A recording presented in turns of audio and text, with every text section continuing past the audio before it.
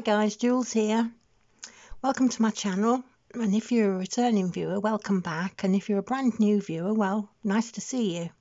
I do hope you subscribe and come back again and see me another day.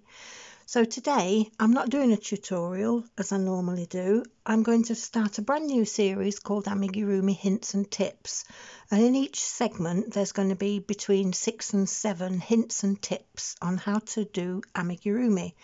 Now, I've been doing amigurumi about 10 years now, and I really do wish that there'd been a video like the one I'm going to show you today to tell me all the silly little things that I didn't know, but they make such a big difference. And we're going to start right at the beginning. That's the best place to start, with your wool or yarn, depending which part of the world you come from, and what to choose. And that is such a minefield you would not believe. There's no right or wrong. You can choose whichever you like.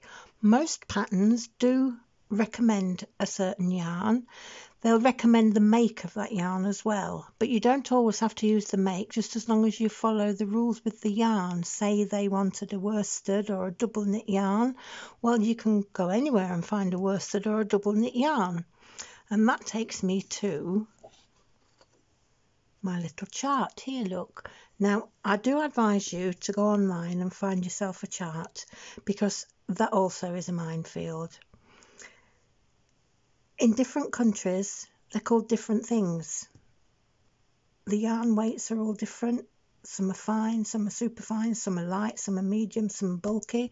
Well, I'm from the UK, and we don't call them fine, light, medium and bulky. We call them 3-ply, 4-ply, double knit, Aran and chunky. So this is where you need a chart, because some of the patterns you get, you don't know which country it's going to be from. It could be from Canada, it could be from the USA, it could be from anywhere. Common names for them, it will tell you, look, so there's usually a number on them. The common names at the side of it, what side, what your tension is, the recommended needle and the recommended hook. So one of these is invaluable. Now on there it doesn't tell you the metric measures for the hooks, so I've got another one. Look, I've got two because I'm greedy. And on this one it gives you all the millimetre size hooks, look. It also gives you what they are, 1, 2, 3, 4, 5, 6, look, and whether it's called chunky or bulky, Aran, worsted. So I've got two now, and so I do advise you to go onto the internet and download yourself one and print it off, so that you've always got that reference with you. So where do we start? When I first started, I did everything in acrylic, and there's nothing at all wrong with that, but the only thing that is wrong with that is that acrylic can be a little bit stretchy, and so once you stuff it, if you're not careful, it opens the stitches. Okay, now the acrylic that I've used a lot of is a chunky. Now chunky is good because if you're just starting out with amigurumi, you're quite you want it to grow quickly, you're impatient. So if you use a chunky like this, which is number 5 or bulky or whichever country you're in, he grows very quickly. Now this is a kit that's for sale in my Etsy shop, and also you've got full tutorials on my website, on my YouTube channels, and he does grow very quickly. So this is why a lot of people do like to use chunky as a beginner. But then you graduate and you go to more complicated yarns. Now this is a beautiful yarn, chenille, velvety chenille. And now these, you can make babies' toys with these. And look at this, my sleeping bunny. And they're so soft, and these are beautiful for babies and little toddlers. And if you notice, there are no eyes in them, no plastic eyes in these. I embroider all the features on because, as you know, plastic eyes can be a choking hazard, and you don't want a baby getting in the mouth and choking on it. So that is chenille, and that is another bulky yarn. Okay, so there's two different yarns. We'll put that one up there. Then we've got mixtures. and we've got acrylic and cotton, and we've got two different acrylics and cottons here from two different manufacturers. This one is cotton 60% and acrylic 40%, and again it's double knit because it's 3.5 to 4mm hook. Look, I'll go through the hooks more in a minute. And this one again is the same, but this is 50% cotton and 50% acrylic. Okay, now these again are all right for doing amigurumi, and they're beautiful yarns to work with as well. So if you're brand new and you're brand new at amigurumi, it's quite a good yarn to start with. But again, they can stretch a little bit too much, and the whole object of making amigurumi is so that it doesn't stretch and you don't get holes in your work, because the stuffing will show through. So I use this kind of stuff for blankets and little matinee jackets and coats and things like that. Then we go on to the cotton, okay, which as you graduate and you get better and better and better, you will go on to cotton and you'll stay there. I don't care what anybody says. This is where I've landed, and this is my favourite yarn, and it's 100% 4-ply cotton. So what's 4-ply? 4-ply is number 2, or it can be called fine or sport or light double knit or baby, but that's in this country, in the UK, it's called 4-ply. Okay. So what can you make 4-ply with? Well, you can make everything with it. I make all my art dolls with it that I sell in my shop. I make my little keyring holders with it. Look, this is a bag charm. Now, how charming is this?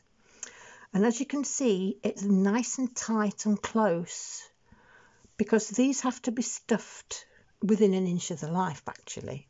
You need to stuff them very firmly. And if you've not done it nice and close, you're going to get gaping holes in your stitches and you're going to see the stuffing through, and that doesn't look nice at all. These have got little articulated limbs as well. Look, further on, when we're getting a little bit more experienced at amigurumi, probably number 4, 3 or 4, we'll go into these articulated limbs. They're quite easy and they do make such a difference. So that's one toy using the 4-ply cotton. Another one, which is completely different, is this one, look. Now, this is a dolly aimed at the younger market, and so therefore I want it to be softer. Now, can you see how lovely and soft it is? And that's because I've understuffed it. Now, still the stitches are nice and close together, but because I've understuffed it, it's a completely different feel, okay? And I love this dolly because, look, she's even got a mouth. Isn't she beautiful? Little girls must love these, and little boys too, to pop their dummy in and out. Gorgeous, aren't they? So anyway, so again, embroidered features, no chokeable things. She's even got a little belly button, look, and a nappy. So that's another example of the 4-ply 100%. The third example of the 4-ply 100% cotton I've got is this dolly here.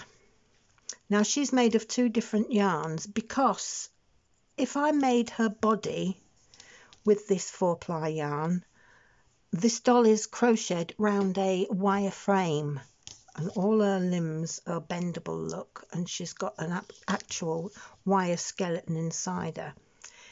If you were to use this 4-ply to go around a skeleton to make a doll this size, well, by the end of it, my fingers would be so sore, I just wouldn't be able to do any crocheting for a year. So what I usually do is I do the actual doll in a different yarn. This is a thicker yarn. This is, again, a double knit or light worsted or number 3, okay? And it's a mixture again. It's acrylic and cotton. And it's a lovely yarn to work with, is this, and it's lovely skin tone. So the skin tone bits, the body and the head and the arms and everything, and the legs are in the same stuff, but it's just in white because I wanted them to look like tights. So you see there, look, I went from the skin tone into the white tights.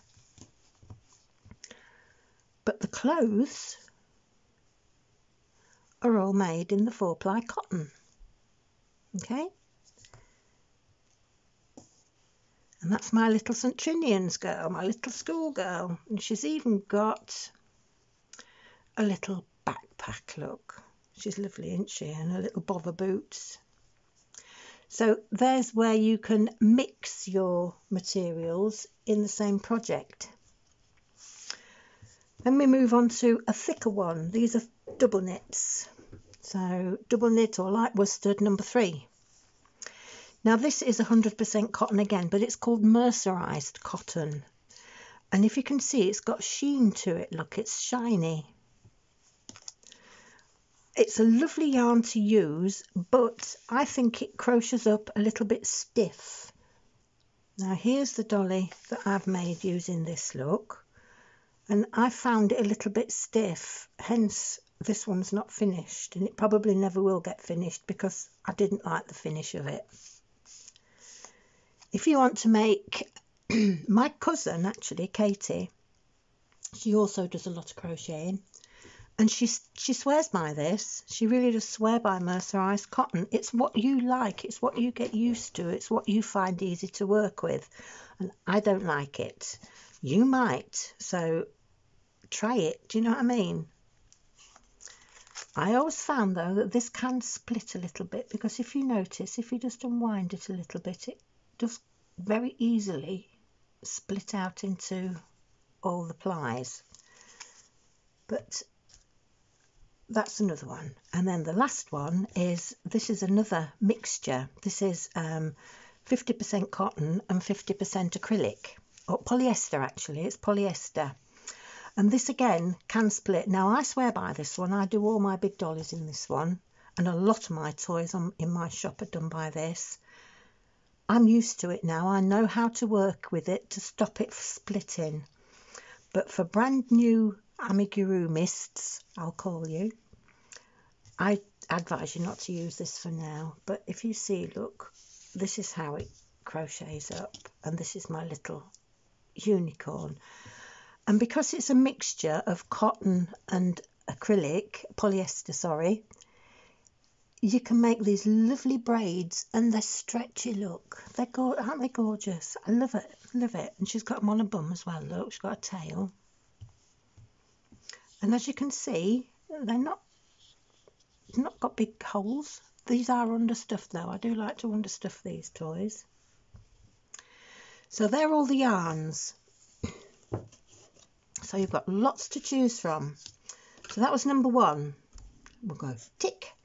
So number 2, tension, how to hold your hook and what kind of hook. That again, there's loads. When I first started, I started off with the bog standard steel hook. Now when I was younger, that was fine.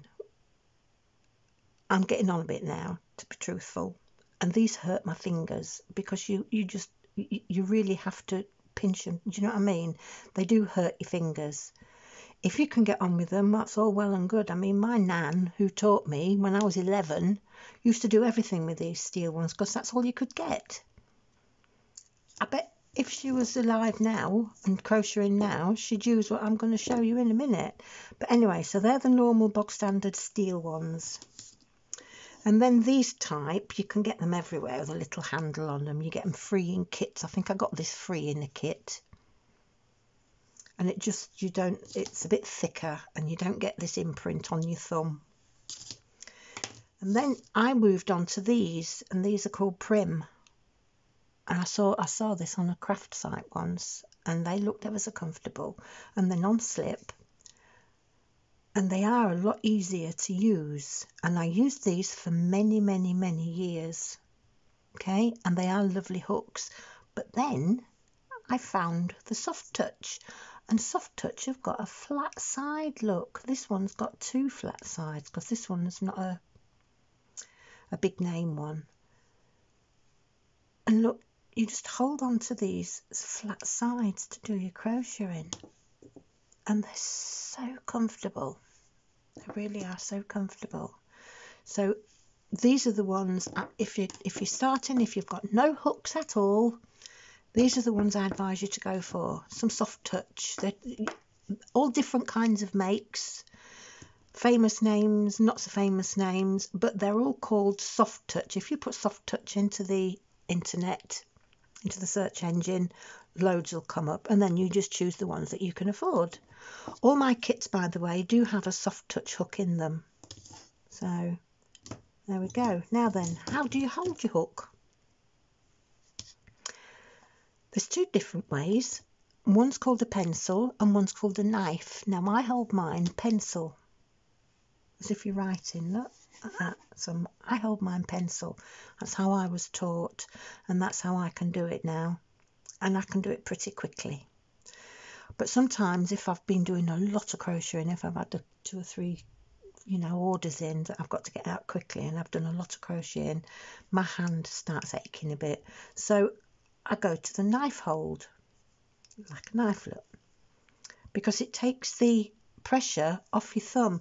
Because when you're crocheting, I'm afraid if you do a lot of crocheting, in a few years time you're going to get a sore thumb. So if you do it that way, it takes the pressure off your thumb. But I can't do it as quick, and what you do is you don't use your wrist to do this, you use your finger to do it. You wriggle your finger to go through your work. Okay, so that's how you hold it. And then the last part of number 2 is tension. How do you set your tension up? Lots and lots and lots and lots of different ways. Okay, this is the way I like to do it. I wrap it once around my pinky finger and then come up over those 2 fingers, and then by the time I've started crocheting, I control it with my index finger, and then the actual tension is wrapped around this. You don't have to pull it tight, it just slips nicely, look. And I do all my tension like that. You will do your tension how you feel best doing your tension. You'll find the best way for you and you'll stick with it, but that's the way that I do it. Okay, if you go on the internet, there's loads of different ways of doing it. So anyway, that's number 2, tension, holding your hook. Also use a smaller hook than the wool advisors, than the yarn advisors. Now for 4-ply, it advises a 3mm hook, look. So what's 3mm?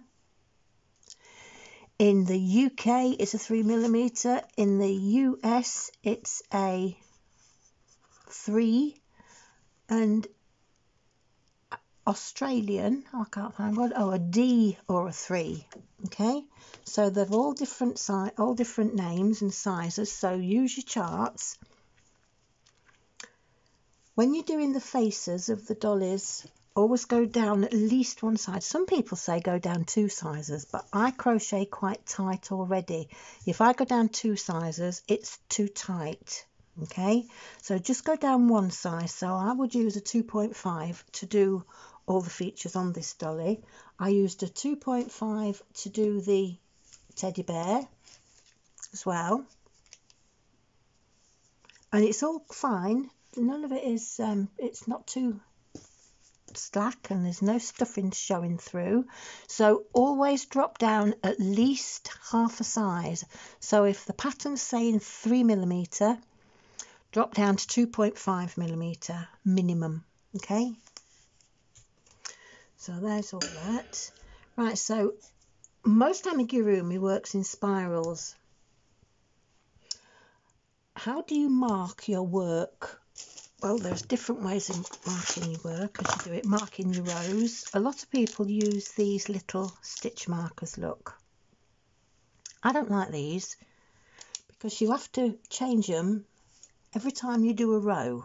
Okay, so say you come to the end of your row there, and then you get to it, you go around and you get to it, then you have to take it out again and move it up a row like that.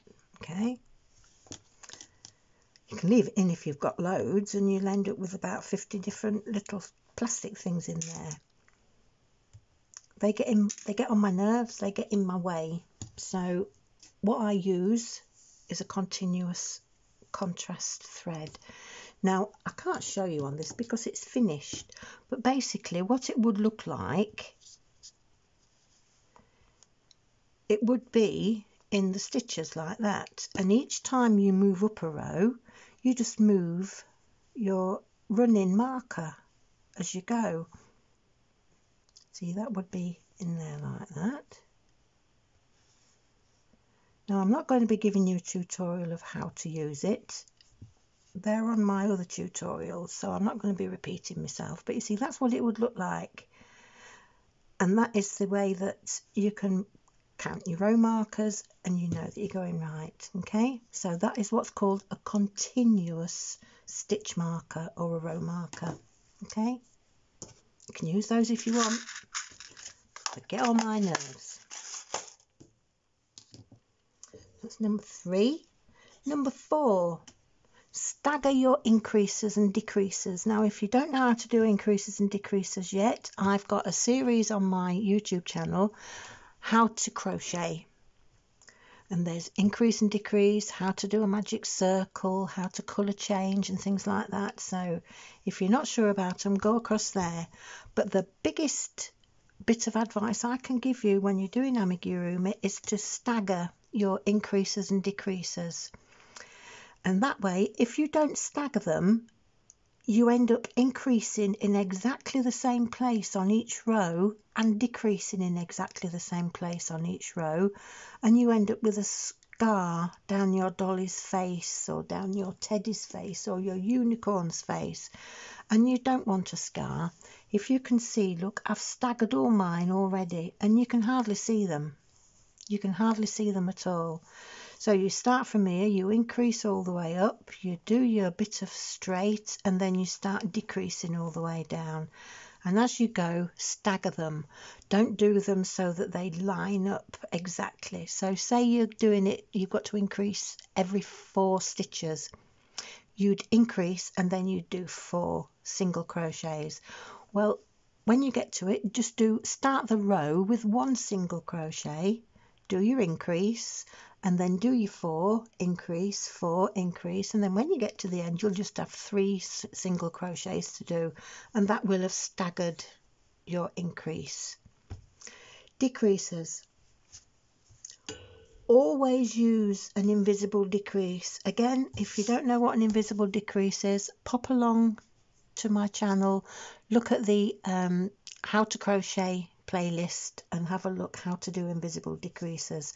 They're very important when you're doing amigurumi because you're doing bodies and faces and dollies and teddies and things like that, and you don't want them to show.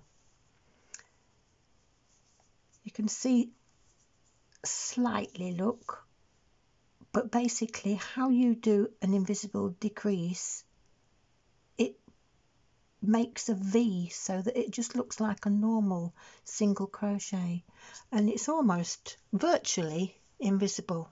Okay, so that was number 5. Number 6, don't overstuff. I see this is still lovely and pliant, and I use,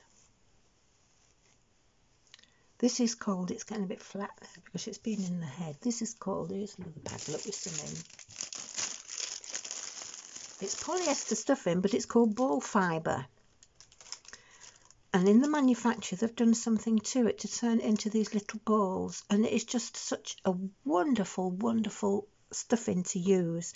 I use it in all my toys and I use it in all my kits in my shop. Because if I'm going to use it, I'm not going to give my customers awful stuffing that I don't like, that I think clumps. Okay, so this is what to use, ball fibre stuffing.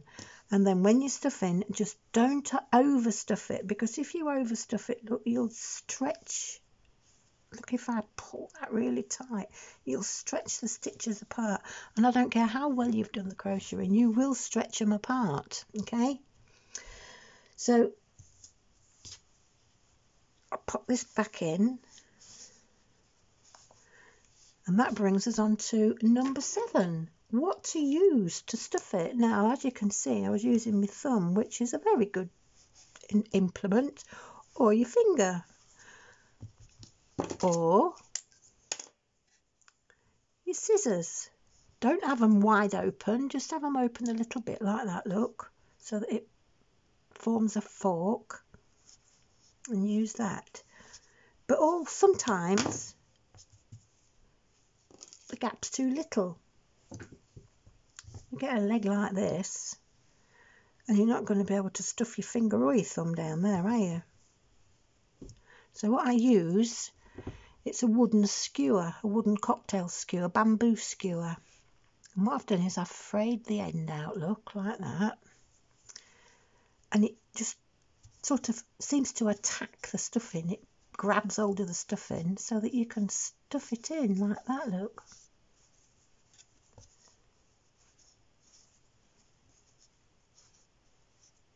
There you go. And when you've finished stuffing it, give it a roll like that between your palms of your hand. And it levels it all out. And there you have it. So, hope you enjoyed that, and I hope you found some of the hints and tips useful. I know that I certainly would have done when I was first learning how to do amigurumi, especially what hook to use and what yarns to use. And that running marker stitch is a godsend. Believe me, it's a godsend. So I hope you got some use out of that, and do come back for part 2, won't you? We'll do lots of different things, and as we go on with all these different amigurumi tutorials or how-to tips, hints and tips, we'll get more and more and more and more advanced and more difficult. So do keep coming back and having a look. And how do you know how I've released another video? By hitting the subscribe button and hitting the notification bell, and then YouTube will tell you. So see you soon. I'm going to take my bread out my bread maker now because my house smells absolutely gorgeous and I want to go and have a look. See you soon. Bye.